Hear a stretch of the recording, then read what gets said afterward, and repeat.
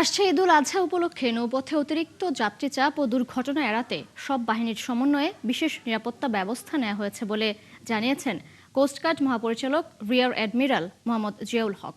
দুপুরে Sadarghat launch terminal পরিদর্শন শেষে ব্রিফিংয়ে একথা বলেন তিনি। ঈদের নিয়ম বহির্ভুক্তভাবে ঝুঁকি নিয়ে লঞ্চে ওঠানামা বন্ধ করতে 2 সপ্তাহেরও বেশি সময় ধরে কোস্টগার্ড নদীতে টহল জোরদার রেখেছে বলে জানান তিনি। সদরঘাট ও যাত্রীদের নিরাপত্তা জোরদারে নানা প্রস্তুতির কথাও বলেন কোস্টগার্ড ডিজি। একই সাথে নৌপথে দেশের বিভিন্ন প্রান্ত থেকে যেসব কোরবানির পশু আনা হচ্ছে তার উপরও বিশেষ নজরদারি দেওয়া হয়েছে বলে জানান জিয়াউল হক। আমরা জানি যে আমাদের দেশের ব্যাপক সংখ্যক লোকজন ঢাকা শহর থেকে তাদের যার যার গ্রামের বাড়িতে যান এবং অনেকে হয়তো ওখানে চাকরি বাকরি করলে এখানে ফেরত আসেন। তো এই সময় নদীপথে একটা বিশাল জনগণ পরিবহন হয়ে থাকে এবং আমাদের যে এই নদীপথের যে সমস্ত যে মাধ্যম লঞ্চগুলা এই সদরঘাট থেকেই বেসিক্যালি মুভ করে।